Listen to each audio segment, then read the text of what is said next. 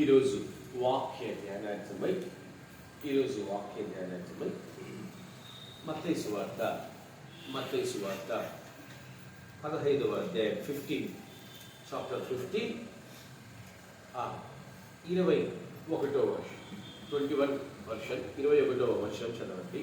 యేసు అక్కడి నుండి బయలుదేరి తూరు సీదోనుల ప్రాంతంలోకి వెళ్ళగా ఇదిగో ఆ ప్రాంతంలో నుండి కనాను స్త్రీ ఒకతే వచ్చి ప్రభువా దావీదు కుమారుడా నన్ను కరుణింపుము, నా కుమార్తె దయ్యము పట్టి బహు బాధపడుచున్నదని కేకలు వేసెను.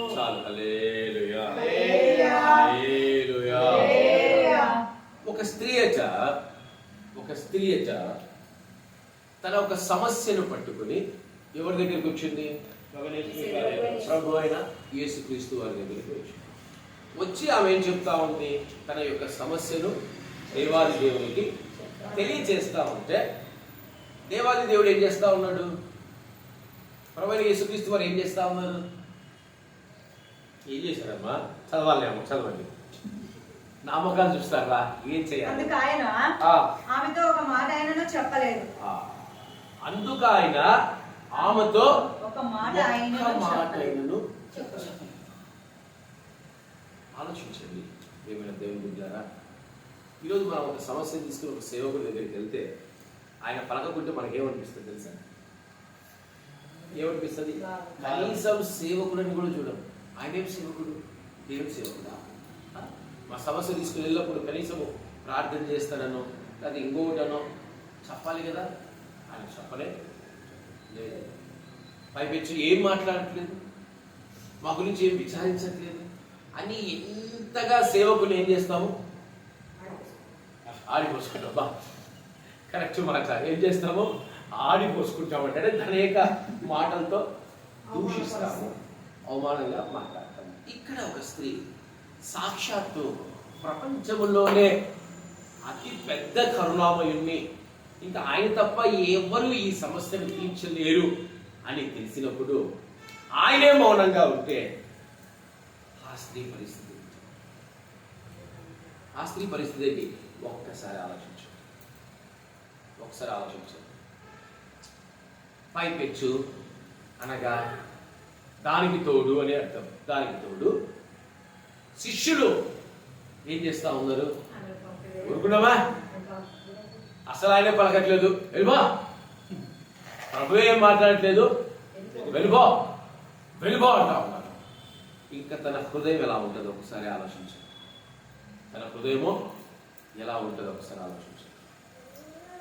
సరే, ఇంకా ప్రయాసపడుతుంటే ఆయన నోటి నుంచి ఏ మాట రావాలనో ఆ స్త్రీ ఎక్స్పెక్ట్ చేస్తా ఉంటే ఆయన నోటి నుంచి ఒక విచిత్రమైన మాట వచ్చింది. పిల్లలకు పెట్టవలసినది కుక్కలకు పెట్టుట అది. ఆ జవాబు వింటే హృదయము పగిలి ముక్కలైపోతుంది. తను ఏం చెయ్యాలో, నేను ఆ పరిస్థితిలో ఉంటే నిజంగా చెప్తున్నాను, నేనేం చేయాలో కూడా నాకు కూడా ఇలాంటి పరిస్థితి వచ్చింది. ఒకసారి నేను సేవకు వెళ్తున్నప్పుడు వెళ్ళాల్సిన పరిస్థితి. ఆయన ఏమో నువ్వు సేవకి వెళ్ళంటే నేను వెళ్ళాలని. ఇంకా కోపం వచ్చింది ఆయన. ఏసైకి ఏమొచ్చింది? కోపం వచ్చింది. నువ్వు వెళ్ళకుంటే నీ కుటుంబం పైన తెగులు, నీ కుటుంబం పైన అపాయము, కీడు, ఆఖరి నీ కుటుంబాన్ని నేను పూర్తిగా నాశనం చేస్తాను. ఇంకా నా పరిస్థితి ఎట్లుందో తెలుసా?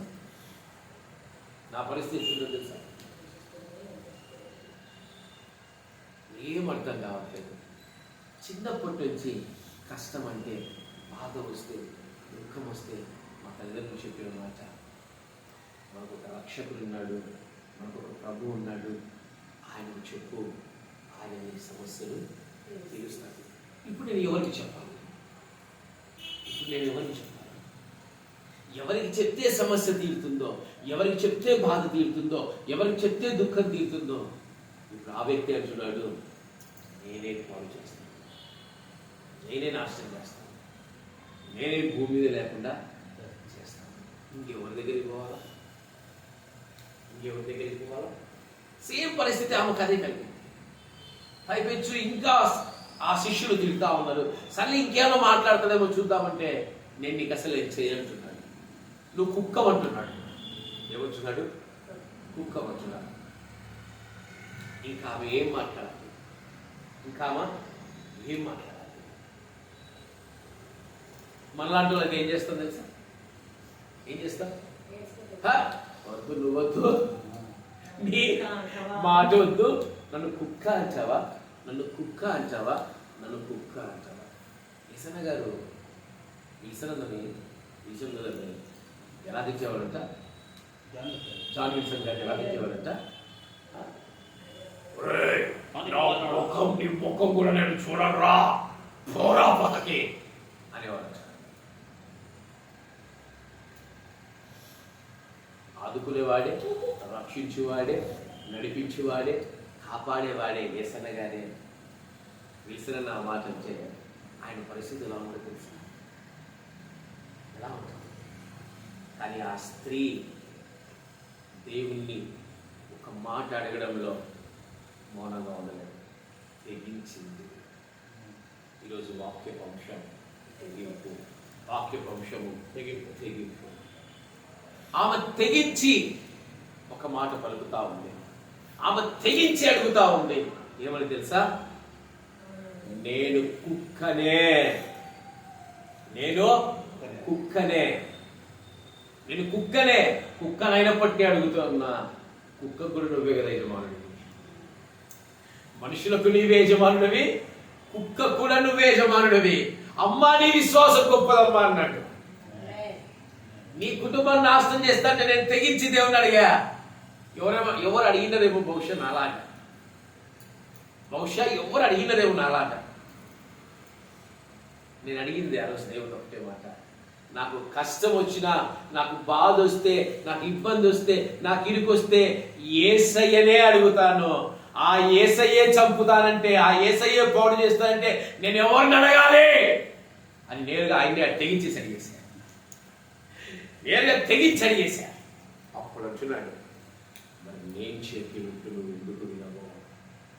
నేను చెప్పినట్టు నువ్వు వినో, నీ కుటుంబాన్ని నేను ఎత్తుకుంటాను, నీ కుటుంబాన్ని నేను కాపాడతాను. మాట ఇచ్చాడు, ఇప్పటికి తప్పట్లే.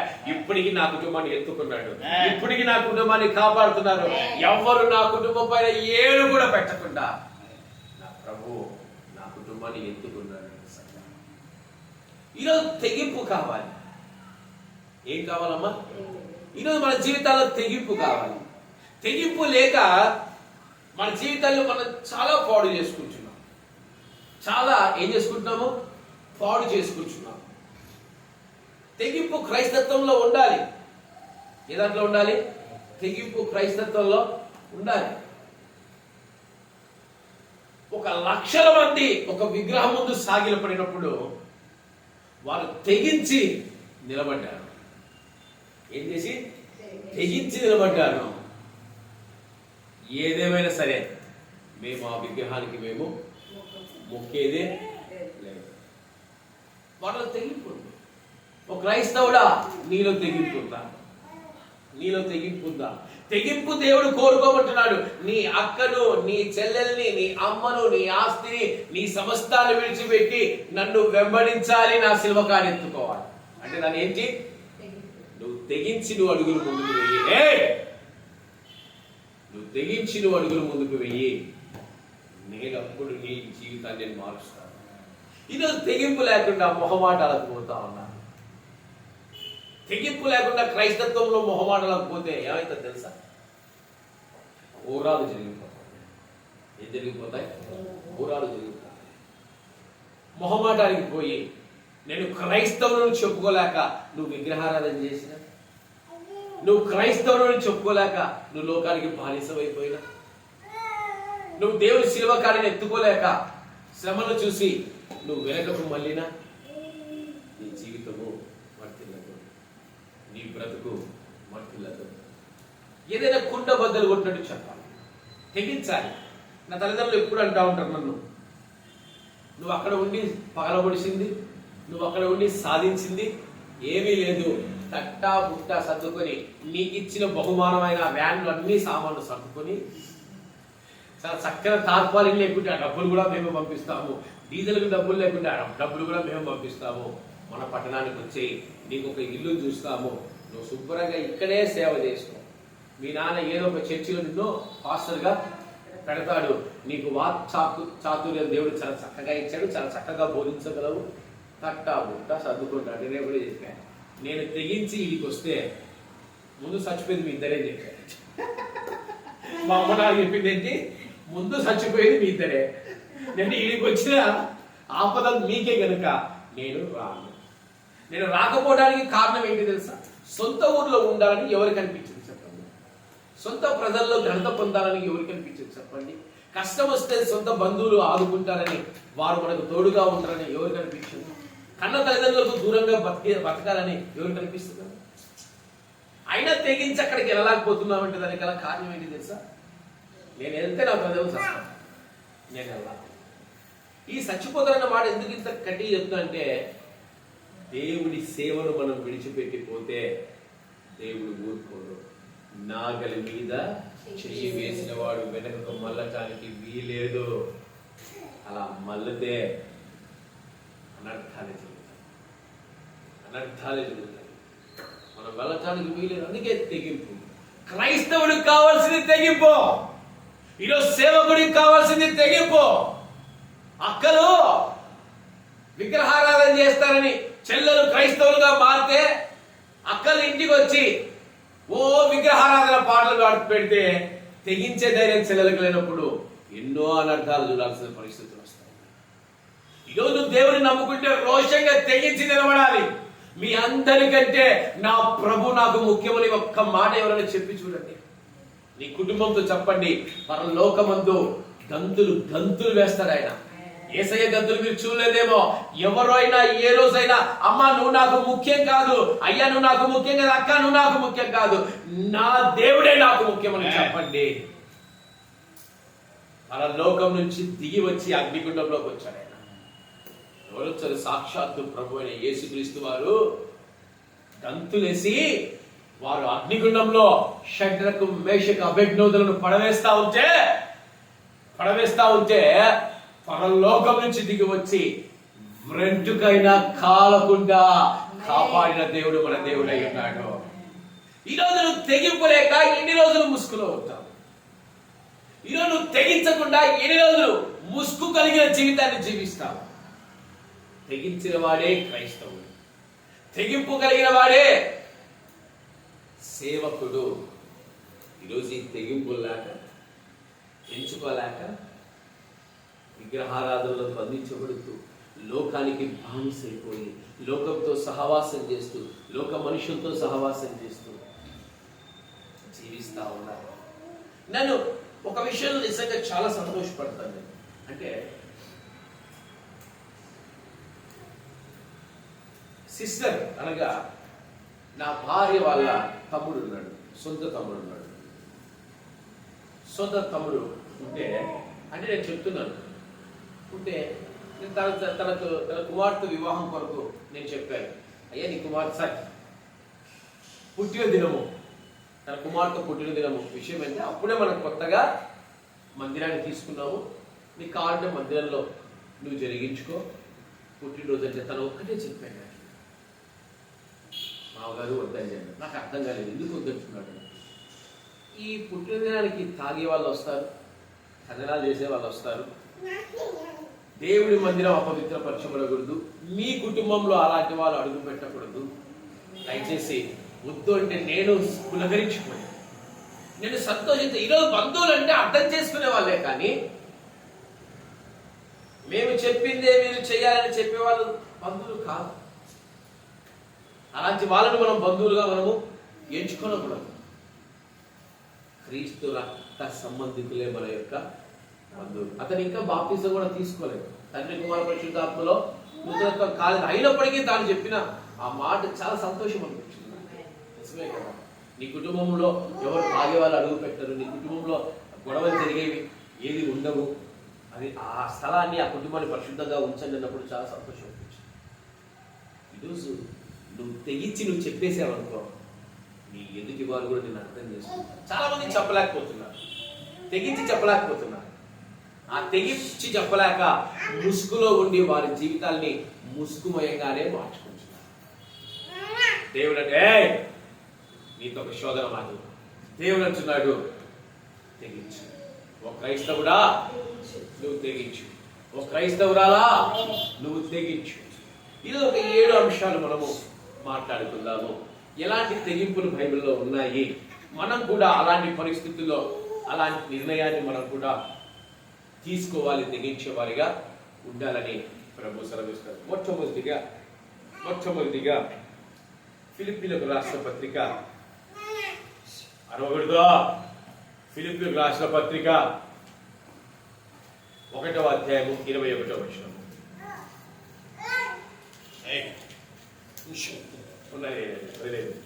ఫిలిప్పీలకు రాసిన పత్రిక 1వ అధ్యాయం 21. ఇంతసేపా 21.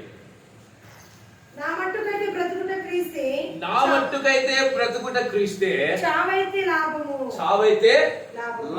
పౌలు గారు అంటున్నారు, మొట్టమొదటిగా పౌలు గారు అంటా ఉన్నారు, ఏమనంటా ఉన్నారు? చావు కూడా తనకు లాభం అంట. క్రీస్తు కొరకు చావటానికి కూడా సిద్ధంగా ఉన్నాడు. క్రీస్తు కొరకు ఏం చేశాడు ఆయన ఎన్ని చేశాడు తెలుసా? క్రీస్తు కొరకు చదవట ఆ మాట ఎక్కడుంది? ఎక్కడుందో మాట? 2వ కొరింథీయులకు రాసిన పత్రిక 11వ అధ్యాయము 23వ వచనము చదవాలి. వారు క్రీస్తు పరిచారకుల వెరివాని వలె మాట్లాడుచున్నాను, నేను మరి ఎక్కువ క్రీస్తు పరిచారకులను వారి విశేషంగా ప్రయాస పడితిని. వారి అనేక పర్యాయములు చెరసాలలో ఉంటిని, అపరిమితంగా దెబ్బలు తింటిని, అనేక మార్లు ప్రాణాపాయంలో ఉంటిని, యూదుల చేత 5 మార్లు ఒకటి తక్కువ 40 దెబ్బలు తింటిని, కుమారు బెత్తములతో కొట్టబడితిని, ఒకసారి రాళ్ళతో కొట్టబడితిని, కుమారు ఓడ పగిలి శ్రమ పడితిని, ఒక రాత్రి పగులు సముద్రంలో గడిపితిని. చాలా ఇంకా చెప్పుకుంటూ పోతే చాలా ఉన్నాయి. ఆయన తెగించేశాడు. దేని కొరకు తెగించాడు? క్రీస్తు సువార్త కొరకు తెగించేశాడు. మొట్టమొదటిగా సువార్త కొరకు మనం తెగించాలి, క్రీస్తు కొరకు మనం తెగించాలి. ఈరోజు సేవకులుగా పిలువబడిన వాళ్ళు తెగించలేకపోతున్నారు, ముసుగులో ఉన్నారు. తల్లిదండ్రుల దగ్గర ముసుగులో ఉన్నారు, అత్తమామల దగ్గర ముసుగులో ఉన్నారు, అన్నదమ్ముల దగ్గర ముసుగులో ఉన్నారు, ఇతరుల దగ్గర ముసుగులో ఉన్నారు. వారు తెగించలేకపోతున్నారు, సేవ కొరకు తెగించలేకపోతున్నారు, క్రైస్తత్వం కొరకు తెగించలేకపోతున్నారు, క్రీస్తు కొరకు తెగించలేకపోతున్నారు. ఈరోజు తెగించలేక విగ్రహాలను కూడా చేత పట్టేవారిగా, విగ్రహాల్ని కూడా ఆరాధించేవారిగా మార్చబడుతున్నారు. పౌలు గారు అంటున్నారు, నేను క్రీస్తు కొరకు చావటానికైనా నేను సిద్ధమే. అంతటి తెగింపు ఆయనలో. ఈరోజు సేవలో ఆయన్ని కొట్టారు. ఎన్నిసార్లు కొట్టారు తెలుసా? ఎన్నిసార్లు సంఖ్యలు వేశారు తెలుసా? ఎన్నిసార్లు బెట్టాలతో కొట్టారు, కొరడాలతో కొట్టారు. సముద్రంలో ఎంతగా బాధలు పడ్డాడు, ఉపవాసాలు, అవమానాలు పడ్డాడు, నిందలు పడ్డాడు. సంఖ్యలు వేసి రోమా పట్టణానికి తీసుకెళ్లారు, ఆయన సంఖ్యలతో తీసుకెళ్లారు. ఈరోజు ఎవరన్నా మనం ఒక్క మాట అవమానపరిస్తే మనం ఇంకా ఏదో నా జీవితం అంతా అయిపోయింది, నా బ్రతుకంతా అయిపోయిన ఫీలింగ్ లో మనం బ్రతుకుతా ఉంటాం. అనకన్నా ఆయన పడిన అవమానాలు, ఆయన పడిన నిందలు ఎంత గొప్ప. తెగించేశాడు, సేవ కొరకు తెగించాడు, సేవ కొరకు సువార్త కొరకు తెగించాడు. ఈరోజు మనం ఎందుకు తెగించలేకపోతున్నాం? ఈ సేవలో నాకు మరణం వచ్చినా పర్వాలేదు. ఓ క్రైస్తవుడా, ఓ సేవకుడా, ఓ క్రైస్తవురాలా, ఓ సేవకురాలా, నువ్వు ఎందుకు క్రీస్తు సేవ కొరకు తెగించలేకపోతున్నావు? క్రీస్తు సేవ కొరకు ఎందుకు నువ్వు శ్రమ పడలేకపోతున్నావు? రాళ్ళు తీసుకుని కొడితే ఏం చేశాడంటే తెలుసా? మరుసటి దినము లేచి ఇంకొక పట్టణానికి వెళ్ళిపోయి సేవ ప్రకటిస్తాడు. మనం ఒక ప్రయాణం చేస్తే అమ్మ ఉపవాస ప్రార్థనలు రండమ్మ, అమ్మ నా వల్ల కాదు, ఇంక నా వల్ల కాదు. ఇది మన శరీరాన్ని క్రీస్తు కొరకు తెగించలేకపోతున్నాం, నలగొట్టుకోలేకపోతున్నాం. సేవ కొరకు ఎంత ప్రయాసపడతా ఉన్నాం. ఈరోజు మనం వ్యర్థమైన వాటి కొరకు వందలు ఖర్చు పెడుతున్నాం. అదే వందలు సేవ కొరకు మనం ఖర్చు పెడుతున్నాం. మరణం వచ్చినా నాకు అది లాభం అంటున్నాడు. అంతగా తెగించే సేవకులు ఉన్నారా? ఈరోజు తల్లిదండ్రుల దగ్గర తెగించి బతకలేదు, అన్నదమ్ముల దగ్గర తెగించి బతకలేదు, అక్కచెల్లెల దగ్గర తెగించి బతకలేదు, అత్తమామల దగ్గర తెగించి బతకలేదు, ఎవరి దగ్గర తెగించి బ్రతకలేదు. ఇంకా క్రీస్తు సేవ నువ్వేం చేస్తావు? క్రీస్తు కార్యాలు నువ్వేం చేస్తావు? తెగించిన వాడే వాళ్ళ శత్రుకు మేషకు అభిజ్ఞలు తెగించారు. మరణాన్ని కూడా వాళ్ళు తెగించేసి చచ్చినా పర్వాలేదు, మేము చనిపోయినా పర్వాలేదు, మేము మటుకు విగ్రహాల్ని ప్రార్థించొద్దు. ఈ దేశంలో ఎవ్వరూ ప్రార్థన చేయకూడదు. ప్రార్థన చేస్తే కేవలం రాజుకే చేయాలి. ప్రార్థన చేయకూడదు. ప్రార్థిస్తే మరణాన్ని చూస్తావు, ప్రార్థిస్తే మరణాన్ని చూస్తావు అని ఒక దండోరా ఇచ్చారు. ఆరాధన ఆపను, స్తుతించుట మానను, ఆరాధన ఆపను, స్తుతించుట మానను, స్తుతించుట మానను. తెగించేశాడు. ఎవరు? దానియేలు. మనం దానియేలు తెగించేసి వెళ్ళిపోతాం వేసి. తెగించేశాడు. ఎందుకోసం? మరణము నన్ను ఆపలేదు. ఆ మరణం వచ్చిన నాకు లాభమే.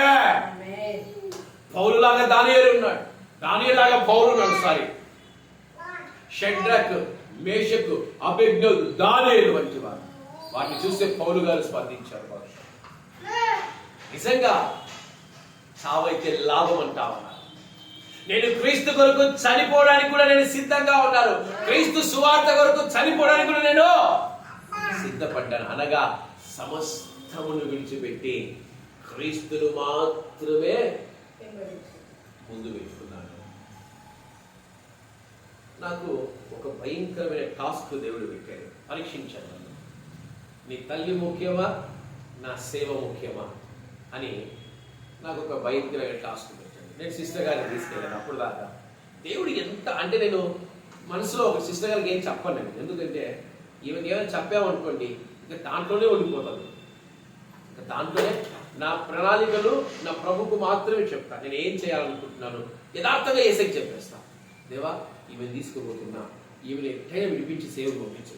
మా అమ్మల దగ్గర, మా అమ్మ వింటదే వాక్యం, దేవుని స్తోత్రం, మా అమ్మల దగ్గర ఉంచొద్దు అని నేను ప్రార్థన చేసుకుని సిస్టర్ గారు చెప్పిన 3 నెలలు మా అమ్మ దగ్గర ఉండాలా.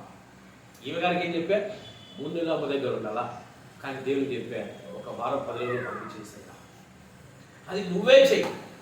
యథార్థంగా దేవుడు చెప్పినప్పుడు దేవుడే చేశాడు తెలుసా. అప్పుడే ఆమెకు చేయి నొప్పి ఇచ్చాడు, అప్పుడే ఆమెకు రోగాలు ఇచ్చాడు. ఆమెను చూసి నా తల్లిగారు, నాయన నాకు సేవ చేయించట్టే ఆమె దేవుని సేవ చేయటం మంచిది, తీసుకెళ్ళు నాన్న అని మా తల్లిగారు చెప్పినప్పుడు నేను చాలా సంతోషపడ్డాను. అంటే మనం తెగించి, దేవా నీవే నాకు ముఖ్యమని మనం దేవుడికి చెప్పినప్పుడు, అలా తల్లిదండ్రులు బాధపరచకుండా, అలా ఏమైనా ఇది చేయకుండా దేవునికి మాత్రమే చెప్పాను. దేవుడు నేను ఏదైతే చెప్పానో అదే చేశాడు, పంపించేశాడు, సేవకు పంపించేశాడు. ఈరోజు తెగించాలి. ఈ మొక్కది తెగించి అరుస్తాం. మొహమాటానికి మనము తెగించి దేవుని సేవ చేయాలి, తెగించి సువార్త చేయాలి. నా ప్రభు ఇది చెప్పారంటే నేను చేస్తా. నా తల్లిదండ్రులు ముఖ్యం కాదు, నా అన్నదమ్ములు ముఖ్యం కాదు, నాకు ఎవరు ముఖ్యం కాదు, నా అత్తగారు అయితే అసలే ముఖ్యం కాదు. నాకు కేవలం నా దేవుడే నాకు ముఖ్యం. అందుకే పౌలు గారు అంత చక్కగా సువార్త చేయగలిగాడు. చావును కూడా సంతోషంగా స్వీకరించగలిగాడు. ఒక షడ్రక్, ఒక మేషక్, ఒక అబేద్నెగో, దానియేలు మరణం నీకు ముందుగా ఉందన్నా, పౌలు గారు నీకు మరణం ఉంటుందన్నా, వీటన్నిటికంటే నా దేవుని సేవే, నాకు ప్రార్థన ముఖ్యము, నాకు విగ్రహారాధన వద్దు, నాకు నా దేవుడే ముఖ్యమని షడ్రక్, మేషక్, అబేద్నెగో నిలబడ్డాడు. నాకు ప్రార్థన ముఖ్యమని దానియేలు నిలబడ్డాడు. నాకు క్రీస్తు సువార్తే ముఖ్యమని పౌలు గారు నిలబడ్డాడు. వర్ధిల్లాలి. ఈరోజు వారి గురించి మనం మాట్లాడుకుంటున్నాం. కొన్ని సంవత్సరాల క్రితం వాళ్ళు అయినా వారి గురించి మనం ఎందుకు మాట్లాడుతున్నామని అంటే, వారు సమర్పణ కలిగి తెగించేసారు. ఈరోజు ఆ తెగింపు నీళ్ళు ఎందుకు లేదు? అమ్మా మా అమ్మ ఈ మధ్య మాట్లాడుతుంది, మా అక్కలు ఈ మధ్య ఇంటికి వస్తున్నారు, నా ఇంట్లో విగ్రహాలు పెట్టి చేసిన నాకు వచ్చే నష్టం లేదు. నా దేవుడే ఉంది, ఈ రోజు ఉంటాడు రేపు పోతాడు. నా తల్లిదండ్రులు నాకు ముఖ్యం అనుకునే చాలా మంది ఉన్నారు ఈ లోకంలో. వాళ్ళంతా తెగించలేని వాళ్ళు, వాళ్ళంతా దేవుడి కొరకు నిలబడలేని వాళ్ళు. నా కుటుంబంలో ఎవరైనా వచ్చి పాటలు పెట్టమని చెప్పండి, చెప్తా. వేరే వాళ్ళ పాటలు పెట్టమని చెప్తా.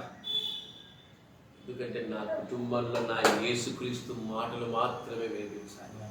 తెగించండి, ఇప్పటికైనా తెగించి నేను ఒక క్రైస్తవుని బిగ్గరగా కేకలు పెట్టి చెప్పండి, బిగ్గరగా కేకలు పెట్టి చెప్పండి, ఐ యామ్ ద క్రిస్టియన్. నా కుటుంబంలో నా యేసయ్య మాటలు తప్ప, నా యేసయ్య పలుకులు తప్ప ఇంకా ఏమి వినిపించకూడదు. నువ్వు వచ్చినా నువ్వు రాకున్నా నా దేవుడే నాకు ముఖ్యమంటే ఏం జరుగుతుందో తెలుసా? ఆ కుటుంబంలో ఇట్లా వర్ధిల్లుతారు, ఇట్లా ఆశీర్వాదాలు పరలోకం నుంచి ఇలా దిగుతాయి, పరలోకం నుంచి ఆశీర్వాదాలు వాళ్ళకు వస్తాయి.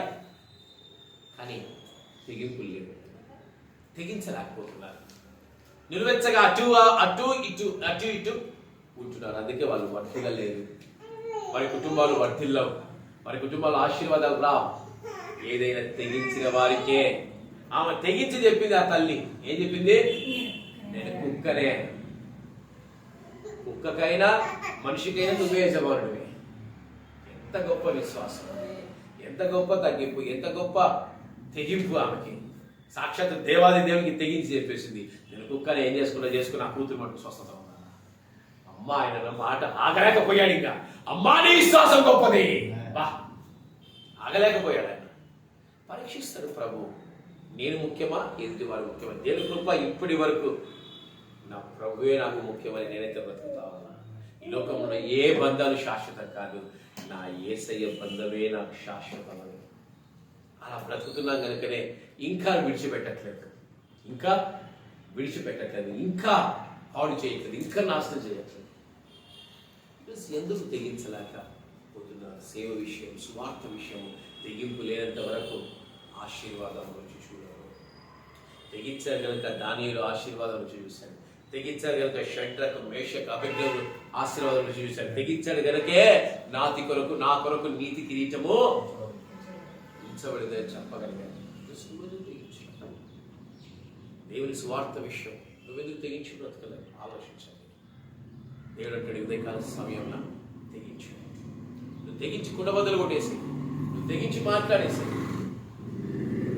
తల్లిదండ్రులు శిరస్సుగా ఉండాలని, తల్లిదండ్రులు మనకు ఆదరణగా ఉండాలని, తల్లిదండ్రులు మనకు తోడుగా ఉండాలని అనుకోవటము తప్పు కాదు. కానీ నా ప్రభు నా తల్లిదండ్రుల కంటే నాకు శిరస్సుగా ఉండాలనుకోవడం శ్రేష్టం.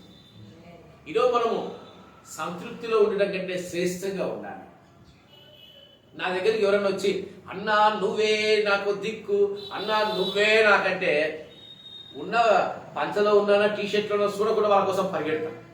ఎందుకు? నువ్వే నన్నే దిక్కు అంటున్నాడు, నన్నే పెద్ద అంటున్నాడు. ఏం చేస్తాం? వాడి కోసం ఏదైనా ఏసై కోసం చెప్పి ఉండండి. నువ్వే దిక్కు ప్రభా, నువ్వే నా కుటుంబానికి ఉంచమాడవయ్యా. నా కుటుంబంలో నీ నామం తప్ప ఏ నామం వినిపించదు. నా జీవితంలో నా తల్లిదండ్రులందరికంటే నీవే ముఖ్యమైన. కడుపుతో ఉంటే నీ తల్లిదండ్రులు వచ్చారా?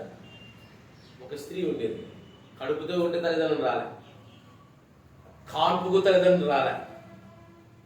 ఎవరు చేశారు కడుపు? ఆ కడుపు ఎవరు కాపాడారు? కాన్పు ఎవరు చేశారు? ఏసయ్య చేయలేదా? కానీ ఏసయ్య ముందు పెట్టుకోకుండా తల్లిదండ్రులు ముందు పెట్టుకుంటే ఆయనకి ఎంత బాధ వస్తుంది ఆలోచించండి. ఈరోజు తెగిస్తే నా దేవుడే నాకు ముఖ్యమని, నా దేవుడే నాకు శిరస్సు అని, నా దేవుడే నాకు ముఖ్యమని పెట్టుకొని చూడండి.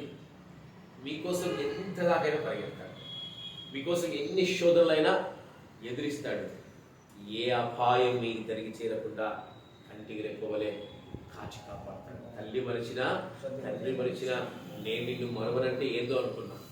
చాలా మంది తల్లిదండ్రులు మర్చిపోయి వెళ్ళిపోతున్నారు, వదిలిపెట్టేసి వెళ్ళిపోతున్నారు, పిల్లల్ని గాలికి వదిలేసి వెళ్ళిపోతా ఉన్నారు. కానీ దేవుడు మటుకు మనల్ని విడిచిపెట్టాడు, దేవుడు మటుకు మనల్ని కాపాడతాడు. చాలా మంది ఆశ్చర్యం వేస్తారు. ఒక తల్లి గర్భమున స్త్రీలు పుడతారు, పురుషులు పుడతారు. స్త్రీలు తప్పు చేస్తే ఆ పురుషుల మాటని కనీసం స్త్రీలను ఇళ్ళకు కూడా రాని ఈ తల్లిదండ్రులు. నాకు ఆశ్చర్యం అనిపిస్తుంది, నాకు నిజంగా ఆశ్చర్యం అనిపిస్తుంది. ఎలాంటి పరిస్థితుల్లో ఉన్నారు వీళ్ళకైనా అసలు ఇల్లు జన్మించు. కానీ దేవుడు అలా అన్నే తప్పిపోయిన కుమారుడు తిరిగి వస్తే తన పెద్ద కుమారుడు ఏదైతే చూపిస్తున్నాడు, ఇన్నోళ్ళు వాడు వెళ్ళిపోయినాడు, అయినా వాడు ఎందుకు నేర్చుకున్నావు? తండ్రి భయపడ్డా? వాడు తప్పిపోయి చనిపోయి తిరిగి బ్రతికాడరా అని తండ్రి దగ్గర తీసుకున్నాడు. ఈ కాలంలో లోకంలో తల్లిదండ్రులు నిజంగా స్వార్థపూరితంగా ఉన్నప్పటికీ పిల్లలు ఏం కోరుకుంటారు తెలుసా? అదే తల్లిదండ్రుల ప్రేమలు కోరుకుంటారు, అదే తల్లిదండ్రులతో జీవిస్తున్నారు. నిన్ను పెంచి, నిన్ను పోషించి, నిన్ను కాపాడి, నిన్ను రక్షించి, నీకు సమస్తాన్ని చేసే దేవుని కొరకు, ఆయన సేవ కొరకు నువ్వు తెగించి జీవించలేకపోతున్నావు. నువ్వు తగ్గించుకొని జీవించలేకపోతున్నావు. దేవుని సేవ కొరకు ఎంతైనా తగ్గించుకొని పోవాల్సిందే. ఎవరు చేయలేకపోతా ఉన్నారు, రోషంగా ఎవరు నిలబడలేకపోతా ఉన్నారు. కనుక నీలో తెగింపు కావాలని దేవుడు, ఏ విషయంలో తెగింపు కావాలంటే నీలో ఆయన సేవ విషయంలో తెగించి నువ్వు జీవించమని ప్రభు సెలవిస్తున్నాడు. ఈడే ఉండిపోతాయి. రెండో దానికి వెళ్దాం. రెండవదిగా మత్తయి సువార్త 14వ అధ్యాయము 3వ వచనం ఒక్కసారి చదవండి. ఏముందో చూద్దాం. నీవు నీ సోదరుడైన ఫిలిప్పు భార్యకు హెరోదియను ఉంచుకునుట న్యాయము కాదని యోహాను చెప్పగా, చాలు. హల్లెలూయా. రెండవదిగా పాపాన్ని ఖండించడంలో తెగించాలి. ఏదైనా పాపాన్ని ఖండించడంలో తెగించాలి.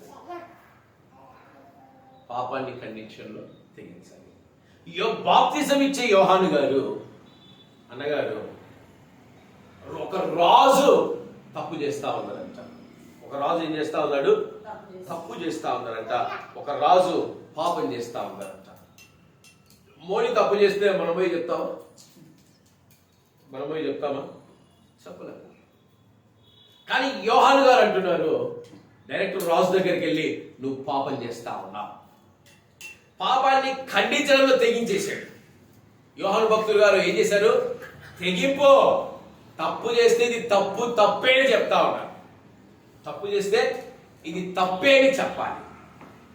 తప్పును ఒప్పని చెప్పకూడదు. మనం తప్పును మొహమాటాలు పోయి కొంత చోట్ల మనం ఖండించడానికి మొహమాట పడతా ఉంటాం. లేదంటే ఎదుటి వారికి నోరుకు భయపడి మనం మొహమాట పడతా ఉంటాం. అమ్మ ఇది చేసేది నువ్వు తప్పని చెప్పలేకపోతున్నావు. అలా చెప్పకనే నేనైతే చాలా కోల్పోయాను నా జీవితంలో. మీరు చేస్తుంది తప్పని చెప్పలేక మౌనంగా ఉండి బిగబట్టుకొని పోయి నేను చాలా తప్పు చేశాను.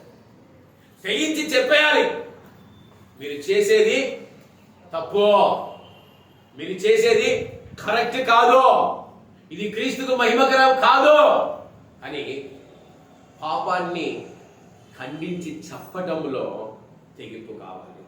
ఈరోజు ఎంతమంది పాపాన్ని ఖండించడంలో తెగింపు కలిగి ఉంటున్నారు?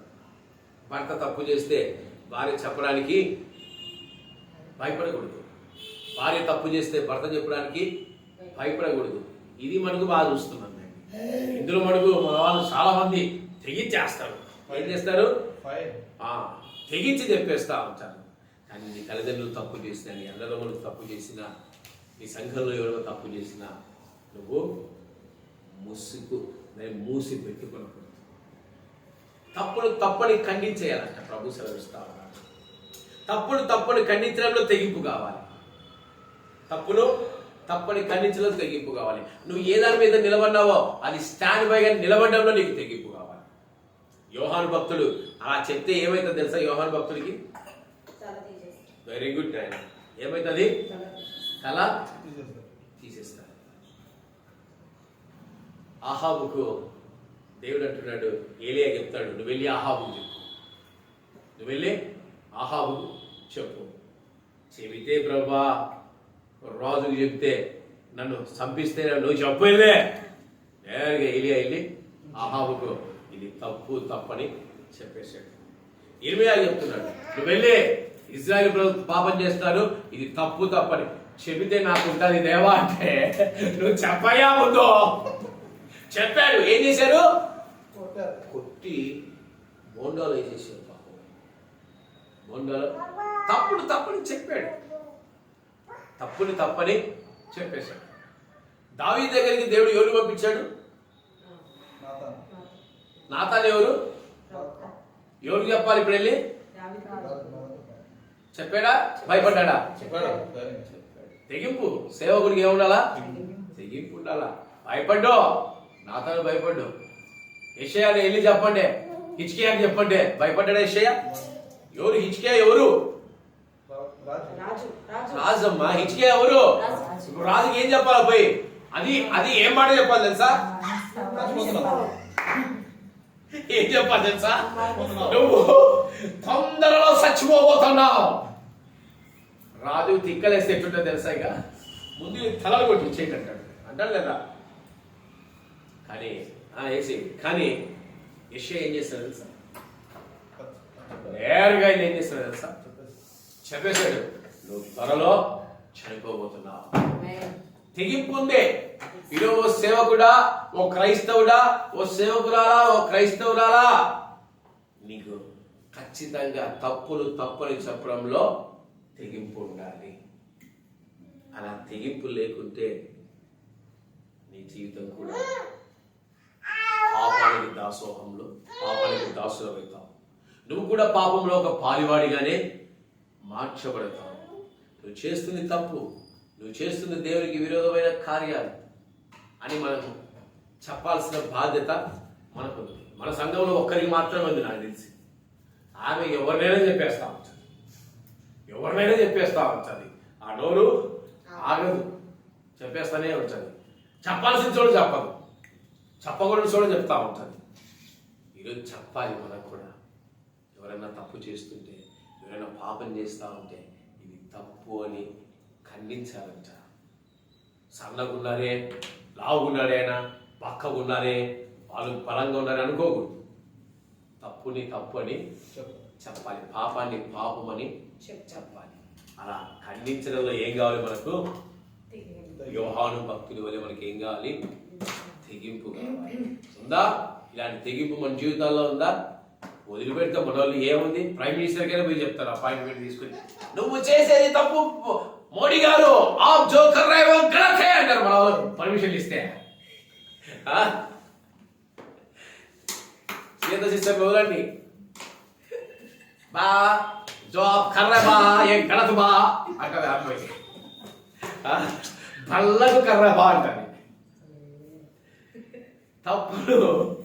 తప్పని చెప్పటంలో మనకి ఏం కావాలి నాయన? తెగింపు కావాలి. పాపాన్ని పాపమని చెప్పటంలో మనకు తెగింపు కావాలి. ఈరోజు ఆ తెగింపు ఉండాలని దేవుడు కోరుకుంటున్నాడు. మూడవదిగా చూద్దాం. 1 సమూయేలు గ్రంథము 19వ అధ్యాయము 5వ వచనము. 1 సమూయేలు గ్రంథము 19వ అధ్యాయము అతడు 5వ వచనం. ప్రాణములకు తెగించి ఆ ఫిలిష్తీయుని చంపగా యెహోవా ఇశ్రాయేలీయులందరికీ గొప్ప రక్షణ కలగజేశాను. ఏం చేశారంట? ఎవరైనా? దావీదు మహారాజు. ఎవరితో చెప్తున్నారు ఇక్కడ? యోనాతాను తన తండ్రి అయిన ఎవరు తన తండ్రి? యోనాతాను తండ్రి ఎవరు? సౌలు. ఇచ్చి తరద్దురా. యోనాతాను యొక్క తండ్రి, యోనాతాను తండ్రి ఎవరు? యోనాతాను తండ్రి ఎవరు? సౌలు చెప్తున్నాడు, ఒక ఫిలిష్తీయుడు ఇజ్రాయెల్కి అన్యాయంగా నిలబడినప్పుడు, ఇదిగో నువ్వు చంపాలని వెంబడిస్తున్నా, ఇదిగో ఇతనే, ఈ దావీదే తెగించి అతని చంపాడు. రాజుగా నువ్వు ఇంట్లో కూర్చున్నావు, రాజు కుమారుడుగా నేను దాక్కున్నాను. ఇజ్రాయెల్ ప్రజలందరూ వణికిపోతున్నారు. ఎవరి గురించి? గొల్లియాతు గురించి. తెగించిపోయాడంటే కర్ర రాళ్ళు క్యాబిల్ తీసుకొని పోయినాడు. తెగించిపోయాడు, ప్రాణాలకు తెగించిపోయాడు. చంపడానికి యథార్థత గురించి మాట్లాడుతున్నాడు. ఏదాని గురించి మాట్లాడుతున్నాడు? యథార్థత. ఎవరు? యోనాతాను యథార్థంగా తన తండ్రికి భయపడకుండా చెప్తా ఉన్నాడు. ఈరోజు మనం యథార్థతను ఎందుకు దాచిపెడతా ఉన్నాం? యథార్థంగా మాట్లాడే వారిగా మనం ఎందుకు లేము? ఇతరుల ఎదుట వాళ్ళు యథార్థమైన జీవితాన్ని జీవిస్తున్నప్పుడు మనం యథార్థమైన మనసు మనం కలిగి ఉండడానికి మనం తెగించాలి. అవును, వారు తప్పు చేయలేదు. అవును, వారు నీ కోసం ఇంత చేశారు. అవును, వారు నీ కోసం ఇంత కష్టపడ్డారు. నీవెందుకు ఈరోజు నీ హృదయం అలా అయిపోయిందని సౌలుకు తన కుమారుడైన యోనాతాను సెలవిస్తున్నాడు. దావీదు, నీ ఎడల చేసిన గొప్ప మేలు చాలా ఉన్నాయి తండ్రి గారు, మీరు ఎందుకు ఇలా మాట్లాడుతున్నారు? ఈరోజు తెగింపు తన కుమారుడికి ఉంది, ఈరోజు మనకుందా? యథార్థంగా మాట్లాడడానికి మనకు మనసు ఉందా? ఈరోజు తెగించి యథార్థత మాట్లాడితే ఏమవుతుంది? ఇతరుల గురించి మనం ఫైట్ చేయడం వల్ల మనకేమొస్తుంది? అందరికి చెడ్డ అవుతాం, మనకెందుకు? మనం కూడా ఏం చేయాలంట? ఆడికి వెళ్ళి మౌనంగా ఉంటే పాయ. వాడు పాపం ఎదుటివాడు మంచి చేసినా, నీకు మేలు చేసినా, వాడు సర్వనాశనమైనా నీకు పని లేదు. నువ్వు ఏం పని చేయాలా? వెళ్ళి మౌనంగా కూర్చోవాలా. ఈరోజు యథార్థతను చెప్పటంలో తెగింపు కావాలి. ఈరోజు క్రీస్తు గురించి సువార్త చెప్పడంలో, యథార్థమైన సువార్తను ప్రకటించడంలో తెగింపు కావాలి. ఈరోజు అలా యథార్థంగా మాట్లాడడానికి నీ జీవితంలో ఎందుకు తెగింపు లేదు? ఇతరులు చేసిన మేలులను నువ్వు తెలియచేయడంలో, నీ తల్లికైనా నీ తండ్రికైనా నువ్వు చెప్పడంలో నీకెందుకు హృదయం లేదు? నువ్వు యథార్థంగా జీవించలేకపోతున్నావు, యథార్థంగా బ్రతకలేకపోతున్నావు. సౌలు కుమారుడైన యోనాతాను యథార్థవంతుడు, నిజంగా చాలా మంచివాడు, చాలా యథార్థవంతుడు. దావీదు చేసిన మేలులను మరచిపోలేదు. నువ్వు వెంబడించొద్దు, అతన్ని చంపొద్దని దావీదు గురించి యోనాతాను తన తండ్రి అయిన సౌలుకు తెలియజేస్తా ఉన్నాడు. దావీదు ఎంత తెగించి అక్కడ సౌలుకు మేలులు చేశాడో నిజంగా యోనాతాను తెలియజేస్తాడు. నిజంగా ఒక క్రైస్తవురాలా నీలో ఎందుకు యథార్థత లేదు? అయ్యా, నువ్వు సాక్ష్యం చెప్పడం చాలా తప్పుగా చెప్పావు, సాక్ష్యము అలా చెప్పకూడదంటే సాక్ష్యం చెప్పడం మానేశారని ఒక సేవకుడు. ఏంటమ్మా సాక్ష్యం చెప్పడం ఎంత దౌర్భాగ్యం తెలుసా? ఎంత దౌర్భాగ్యం తెలుసా? నువ్వు అలాంటి స్థితిలో చెప్పకూడదు. దానికి ఒక పద్ధతి కావాలి, దానికి ఒక సమయ సందర్భం కావాలని హెచ్చరిస్తే, నేను సాక్ష్యమే చెప్పను, ఏమైనా ఏం చేసుకోండి అని సాక్ష్యం చెప్పడం మానేసిన ఒక సేవ. యథార్థత ఉందా నీకు? నువ్వు యథార్థమైన హృదయాన్ని కలిగి ఉండాలి. దేవుని కన్నా యథార్థమైన జీవితాన్ని కలిగి ఉండాలి. నువ్వు యథార్థంగా లేకుండా దేవునికి వ్యతిరేకంగా జీవిస్తే, దేవుడు చేసిన మేలను తెలియజేయలేకపోతే, యోనాతాను దావీదు చేసిన మేలును సౌలుకు చెప్తున్నాడు. ఈరోజు నువ్వు దేవుడు చేసిన మేలు చెప్పవు. సాక్ష్యాలు చెప్పడానికి చాలా మంది చెప్పరు. ఇదే పెద్ద సాక్ష్యం కాదులే, చెయ్యి ఇడిచిపెడితే ఉంటుంది కథ. ఇవే పెద్ద సాక్ష్యాలు కావులే అంటాను. నువ్వు బ్రతకడమే ఒక సాక్ష్యం, నువ్వు సజీవుడుగా ఉండడమే ఒక సాక్ష్యం, నువ్వు సజీవురాలుగా ఉండడమే ఒక సాక్ష్యం. యథార్థమైన హృదయం నీకు కావాలి, అలాంటి తెగింపు ఉండాలి నీకు. కానీ ఈరోజు యథార్థతను చెప్పడానికి ఎవరికి తెగింపు లేనే లేదు. అలా తెగించలేని వారు జీసస్ క్రైస్ట్లో, క్రైస్తత్వంలో ఎప్పుడూ వర్ధిల్లలేదు. నాలుగోదిగా చూద్దాం. నాలుగోదిగా ఎస్తేరు గ్రంథము 4వ అధ్యాయం 16వ వచనం. ఎస్తేరు గ్రంథము 4వ అధ్యాయం 16వ వచనం.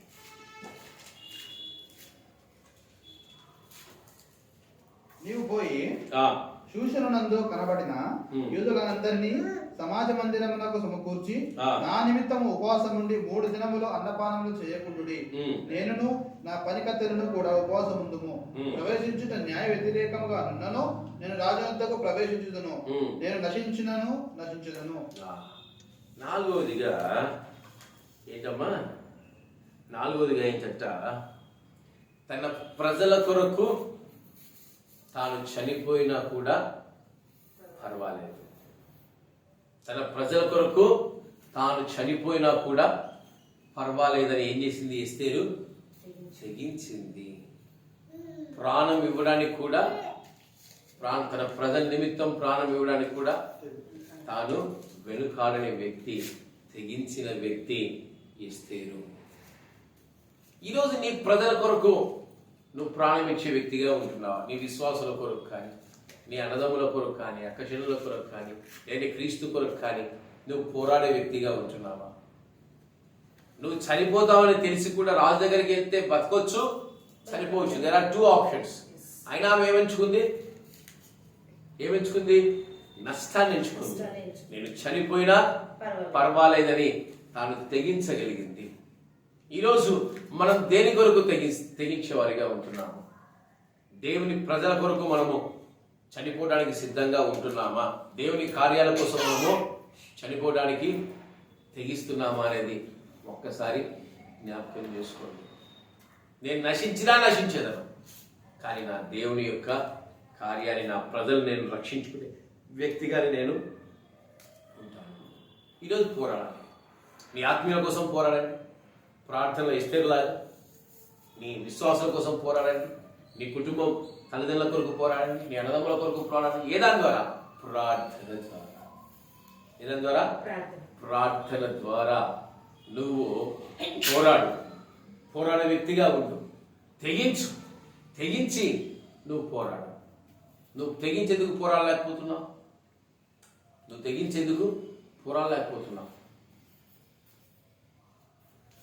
ఎందుకంటే నీలో వారిపైన ప్రేమ అనేది లేదు. ఒక వ్యక్తి చనిపోవడానికి ఎప్పుడు ఇష్టపడతాడు?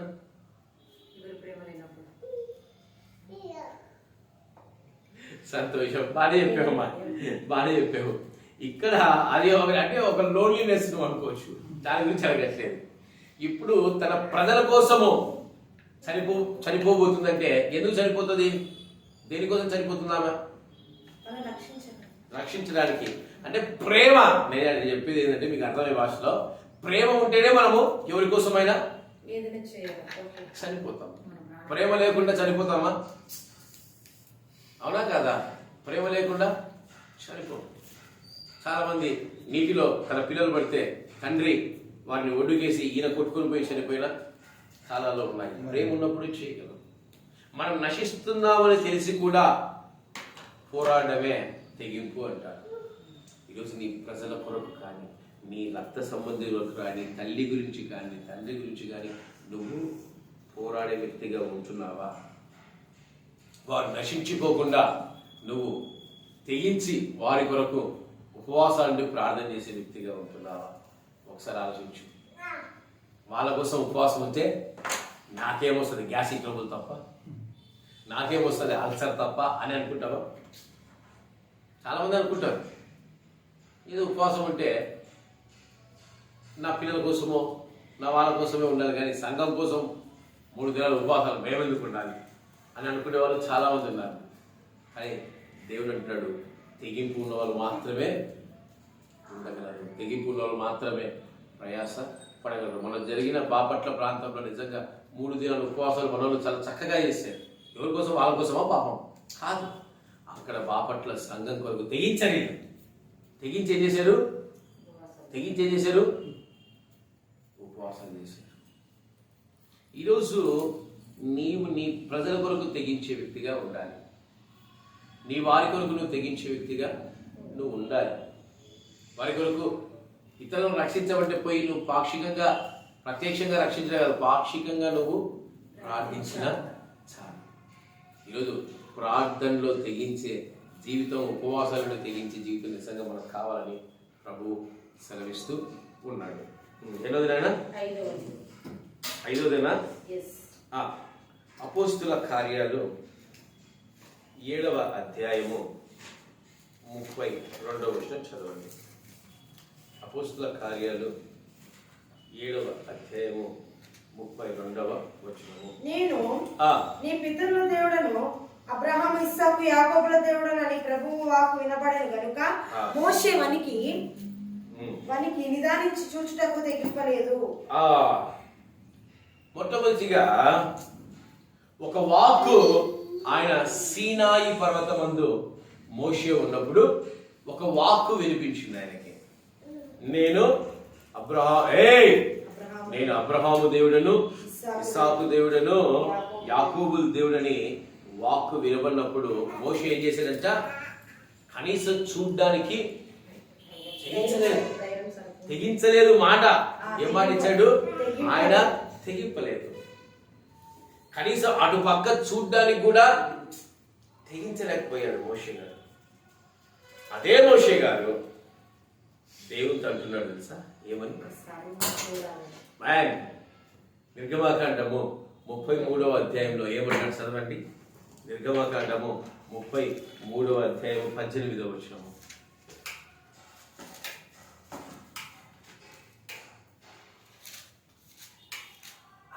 అతడు దయచేసి నీ మహిమను నాకు చూపుమనగా, దయచేసి నీ మహిమను నాకు చూపుమనగా, ఆయన మంచితనమంతయు నీ ఎదుట కనపరిచేదను, యెహోవాని నామం నీ ఎదుట ప్రకటించేదను, నేను కరుణించేవాడిని కరుణించను, ఎవరి ఎదుట కనికరపడుతున్న వాడిని కనికరపడుతును, మరియు ఆయన నీవు నా ముఖమును చూడగలవు, ఏ నన్ను నన్ను చూచి బ్రతకడు.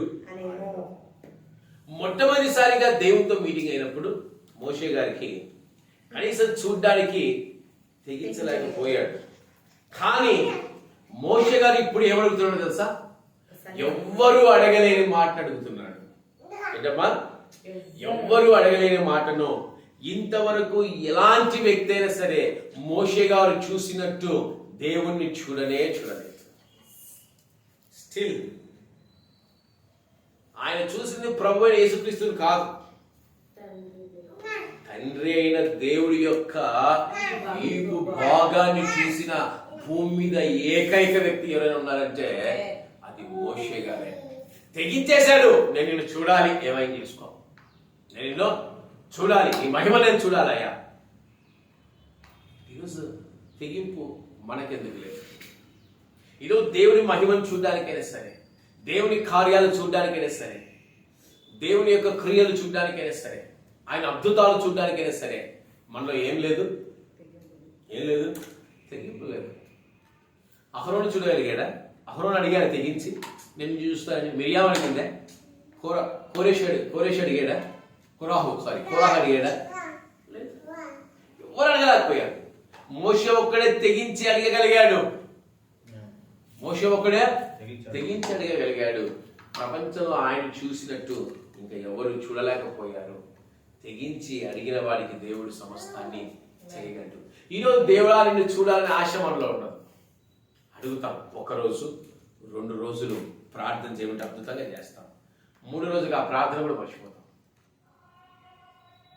దేవాన్ని స్వరాన్ని వినాలని 1-2 రోజులు గట్టిగా అడుగుతాం. 3 రోజుకి సచ్చింది గోరే. ఈరోజు నీలో ఒక తెగింపు ఎందుకు లేదు? ఫర్ ఎగ్జాంపుల్, దుబాయ్లో మన వాళ్ళు ఉన్నారనుకోండి, మన బంధువులు దుబాయ్కి వెళ్ళారు. లేదంటే భర్త దుబాయ్కి వెళ్ళాడు. భార్య ఏమడుగుతుంది? నిన్ను చూడాలనుంది, నువ్వు ఒక్కసారి రావా, నిన్ను చూడాలనుంది. ఏం పిలుస్తారే? దుబాయ్ టికెట్ వేసుకొని వస్తాడా? రాడు. ఈమె అడగంగా ఆయన హృదయంలో ఏం పుడుతుంది తెలుసా? ఒకసారి పోయి కనిపిద్దాంలే, చాలా నుంచి అడుగుతా ఉంది. ఒకసారి నంద్యాలకే వస్తుంది, ఒకసారి ఇండియాకి వెళ్ళి ఒకసారి కనిపించాడు. అడుగుతానే మనకు ఏసే కనిపించాలి తెలుసా? మన ఉద్దేశం ఏంటి? ఈరోజు ప్రార్థన చేసి ఈ రోజుకే కనిపించాలి, రేపు దాకా సమయంలో. ఈరోజు ప్రార్థన చేస్తే ఈ రోజుకే కనిపించాలి. ఈరోజు ఆయన స్వరాన్ని వినాలంటే ఈ రోజు వినాలా. ఈరోజు ఆయన దర్శనాన్ని చూడాలంటే ఈ రోజు చూడాలా.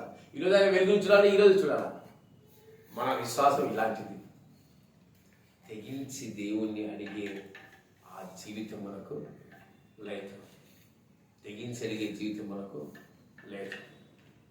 సాక్షాత్తు ప్రభువైన యేసుక్రీస్తు వారు పేతురు దగ్గరికి వస్తే, నువ్వు నాకొద్దు మహాప్రభో, నువ్వు నీతిమంతుడివి, నేను పాపి, నా దగ్గరికి రావు, వెళ్ళిపో అన్నాడు. ఎవరు? పేతురయ్య గారు. తెగించి ఇలాంటి పుణ్యాత్ముని పాదాలు పట్టుకుందామని ఆలోచన పేతురయ్యకు లేదు. ఈరోజు నీలో ఎందుకు తెగింపు లేదు? నీ కుటుంబం ఆశీర్వదించబడడానికి నీకెందుకు తెగింపు లేదు? దేవుని చూడడానికి నీకెందుకు తెగింపు లేదు? ఆయన స్వరాన్ని వినడానికి నీకెందుకు తెగింపు లేదు? దేవుని కార్యాలు చేయడానికి నీకెందుకు తెగింపు లేదు? దేవునితో మాట్లాడడానికి కూడా నీకు తెగింపు లేనే లేదు. ఒక స్నేహితుడితో మాట్లాడినట్టు అబ్రహాముతో దేవుడు మాట్లాడాడు. అది ఎలా తెలుసా? ఏమనుకోనంటే ఇంకొక మాట, ఏమనుకోనంటే ఇంకొక మాట, ఏమనుకోనంటే ఇంకొక మాట. తెగించేశాడు. మన అసలు ఆయనతో మాట్లాడతాం అన్ని మాటలు. ఆయన వస్తున్నాడు, సిస్టర్ నోట్ అన్ని భాషలు మొదలైంది, అరికాలం మొదలై ఎక్కడెక్కడెక్కడ ఏసయ్య క్షమించాడు, ఏసయ్య క్షమించు, ఈయన తెగించి అడుగుతున్నాడు. ఏమని? ఇంకొక విన్నపమయ్యా, ఇంకొక విన్నపమయ్యా. పరాక్రమ గల బలాఢ్యుడా అంటేనే ఎవరన్నావు పరాక్రమ గల బలాఢ్యుడమని? నేను పరాక్రమ గల బలాఢ్యుడు అయితే ఈలో నేను ఎందుకు దాక్కుంటా? లేదా నువ్వు పరాక్రమ గల బలాఢ్యుడివి, పోయి యుద్ధం చెయ్యి. బల్లవాడివే, బాగా చెప్పినావు, నేను కాదు. గొర్రెబొచ్చుని తడపమన్నాడు, గొర్రెబొచ్చుని తడపోతున్నాడు, అగ్నితో కాల్చమన్నాడు. బుద్ధి కాబట్టి అడిగాడు. ఎన్ని మాట్లాడింది? 3 సార్లు పరీక్షించాడు దేవుడిని. 3 సార్లు. అబ్రహాం ఆత్మ వచ్చిందేమో, వెళ్ళి నా సేవ చేయంటే అగెత్తుకొని వేయలే. నువ్వు నాతో ఉన్నావు, బలాన్ని ముందు నాకు ఇవ్వు. మన సిస్టర్ గారు లాగే దేవుడు కనిపించిన, నువ్వు దేవుడుగా దగ్గర నాకు ముందు కన్ఫర్మేషన్ నువ్వు ఇచ్చిన తర్వాత నేను నీతో మాట్లాడతా. ఆహా, ఎంత తెగింపు, ఎంత తెగింపు. తెగింపు ఉన్న వాళ్ళు ఆశీర్వదించబడతారు. నిజంగా తెగింపు లేని వాళ్ళు ఆశీర్వదించబడలేరు. తెగింపుతో దేవుని అడగాలి, ఆయన తండ్రిగా. తెగింపుతో నేను చూడాలని అడగగలిగాను అలాంటి మహిమగల వ్యక్తిని. ఈరోజు ఆ తెగింపు నీలో రావాలంటే నువ్వు పాపంలో ఉంటే నీకు తెగింపు ఎప్పుడు రాదు.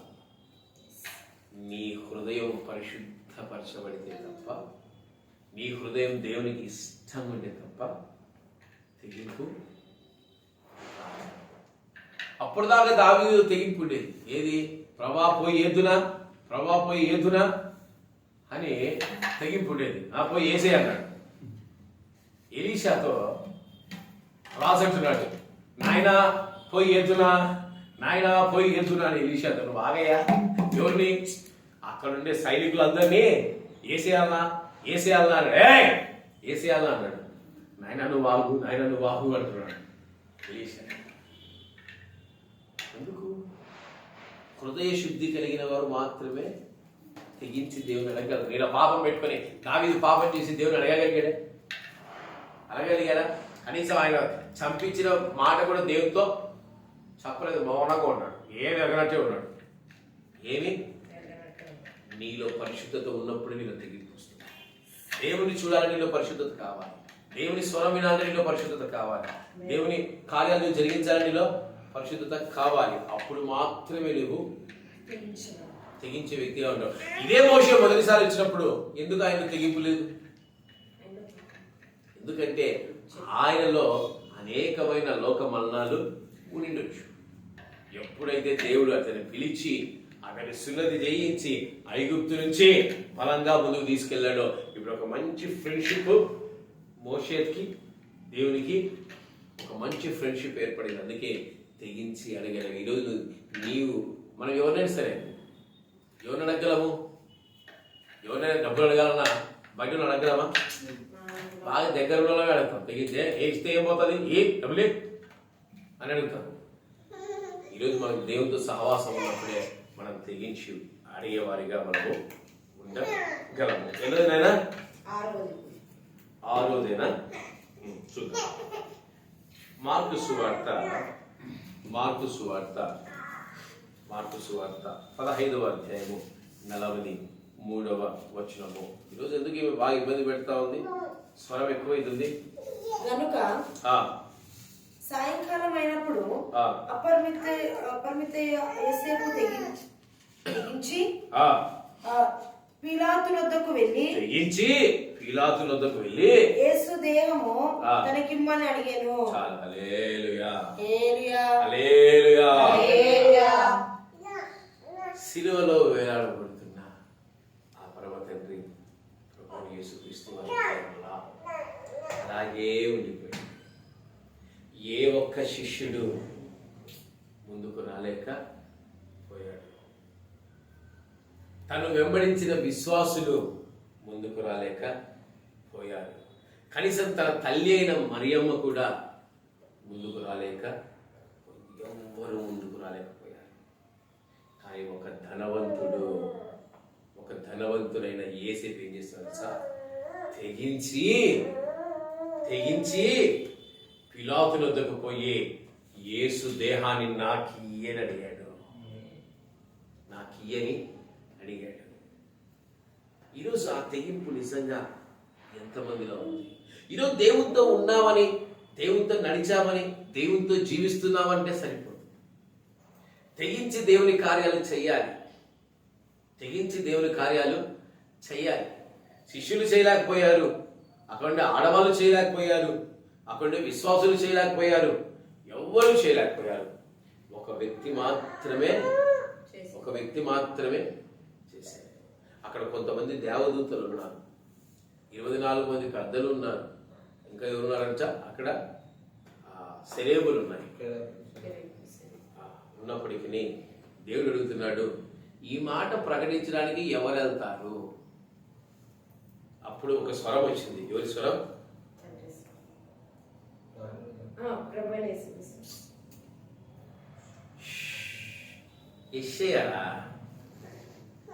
యెషయా చదవండి, తీయండి. లాభం లేదు. యెషయా గ్రంథం తీయండి, 6వ అధ్యాయం తీయండి.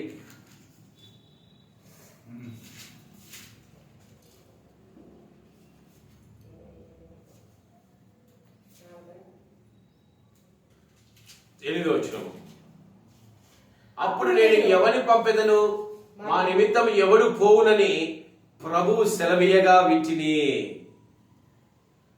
దేవుడు అంటాడు, నేను ఒక మాట చెప్పాలనుకుంటున్నాను, ఈ మాట వీరి దగ్గరికి వెళ్ళి ఎవరు ప్రకటిస్తారు అని దేవుడు అడుగుతా ఉన్నాడు. ఆ మాట ఎవరిన్నారంట? యెషయా. అంతటా నేను చిత్తగింపు నేనున్నాను, నన్ను పంపమన్నారంట. అక్కడ ఎవరున్నారు?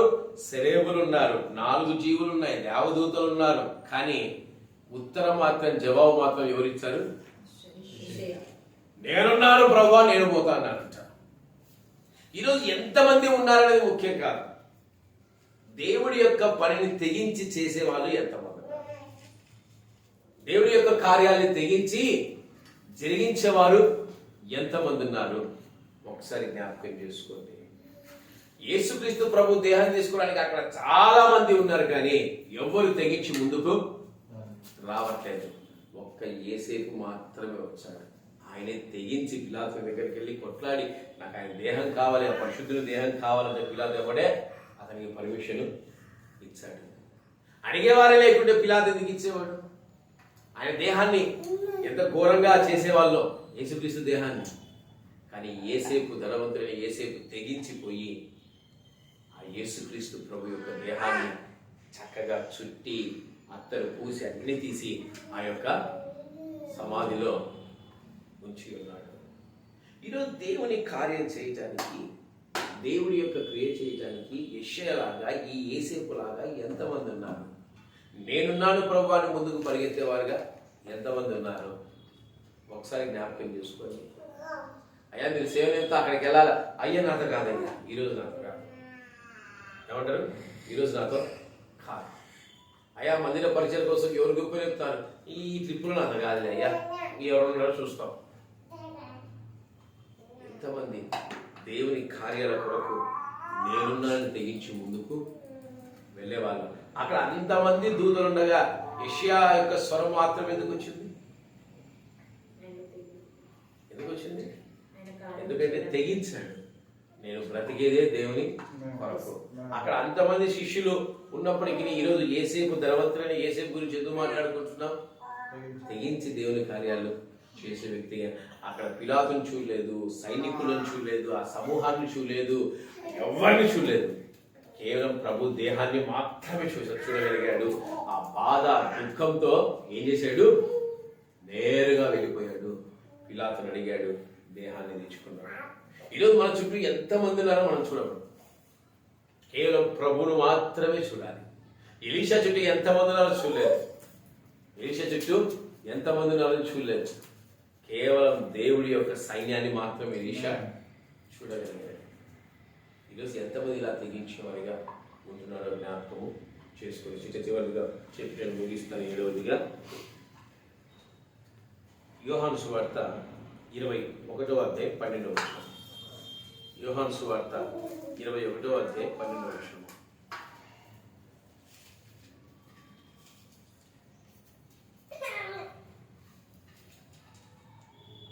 ఇంతసేపా? చేపలు అంత విస్తారంగా పడినవని పడినను బల పిగలలేదు. యేసు రండి భోజనము చేయడని వారితో అనెను. ఆయన ప్రభువుని వారికి తెలిసినందున నీవెవడు అని శిష్యులలో ఎవడు ఆయనను అడగా తెగింపలేదు. ఆయనతో మాట్లాడడానికి కానీ నువ్వు ఎవరు అని అడగడానికి కానీ వాళ్ళు తెగించలేదు. కానీ వాళ్ళు హతసాక్షులుగా మారడానికి మటుకు వాళ్ళు తెగించారు. వారి ప్రాణాలు ప్రభు కొరకు ఇవ్వడానికి కూడా వాళ్ళు తెగించాలి. వెనకాల ఒకప్పుడు ఏమన్నారు, నువ్వు ఎవరో మాకు తెలియదు తెగించి చెప్పేశాడు. ఎవరు? పేతురయ్య. ఇప్పుడేమంటున్నాడు, నా ప్రభువును సిలువ వేశాను, నన్ను అలా వేయొద్దండి, నన్ను తలకిందులుగా సిలువ వేయండి అని తలకిందులుగా సిలువ వేయించుకున్న వ్యక్తి పేతురు. ప్రభు కొరకు హతసాక్షిగా తెగించడానికి కూడా తాను వెనుకాడలేదు. ఈరోజు ఈ లోకంలో ఎంతమంది తెలుసా దేవుని కొరకు తన ప్రాణాలు ఇచ్చేవారిగా తెగించేవారిగా ఉంటారు. అప్పుడైతే వాళ్ళు ఆయన ఎవరో తెలియదన్న వాళ్ళే ఇప్పుడు ఏం చేస్తున్నారు?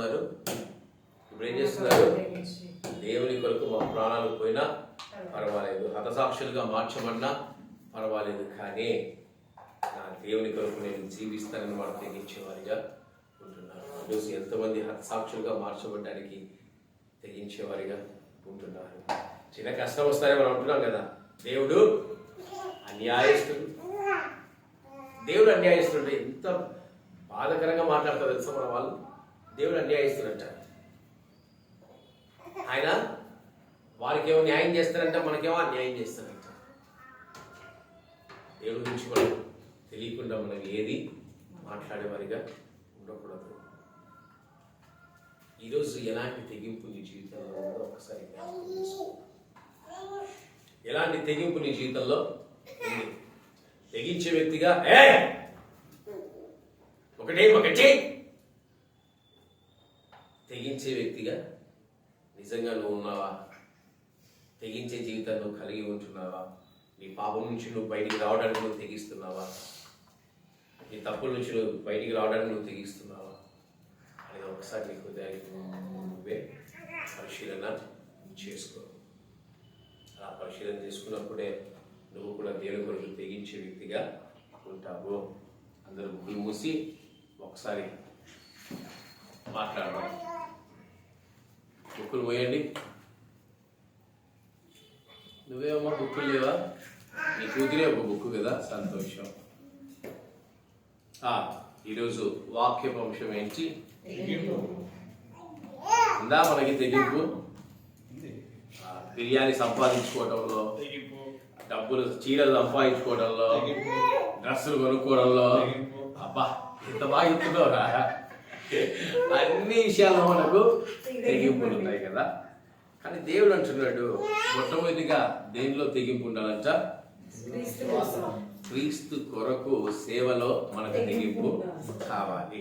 రెండవదిగా పాపాన్ని తప్పులు చెప్పడంలో తెగింపు ఉండాలి. మూడవదిగా యథార్థంగా మాట్లాడడానికి మనకు తెగింపు కావాలి. నాలుగవదిగా వెరీ గుడ్, తన ప్రజల కొరకు ప్రాణం పెట్టడానికైనా మనకు తెగింపు కావాలి. ఐదవదిగా దేవుణ్ణి చూస్తానని అడగడానికి కూడా మనకు తెగింపు కావాలి. ఆరవదిగా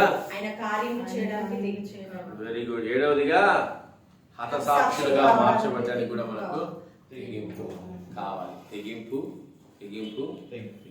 ఉన్నాయా మనలో? ఉన్నాయా తెగింపులు మనలో? ఏమన్నా ఇప్పుడు ఏం చేసి పెడతావో అందులో నువ్వు చెయ్యకుంటే నేను తెగించి నేను ఏదో ఒకటి చేస్తా అన్నదాన్ని తెగింపు ఉంటుంది. సంతోషం. వాళ్ళందరూ లేచి కూడా మీకు ఒకసారి పరిశీలన చేసుకోండి.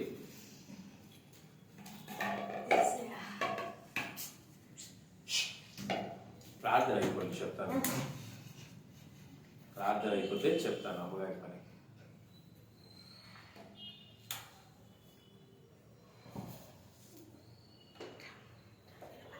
షేడ్రకు మేషక అబెద్నెగోను అగ్నిగుండము నుండి రక్షించెను.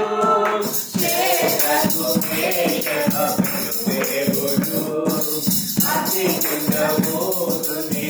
రక్షించెను.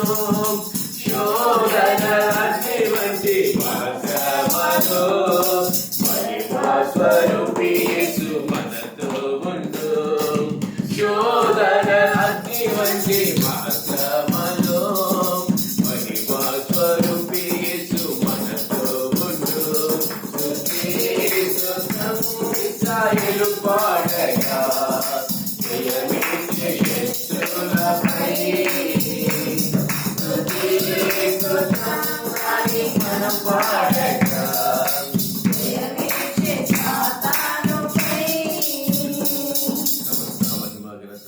మన ప్రభు అయిన యేసుక్రీస్తుకు మాత్రమే కలుగునుగాక.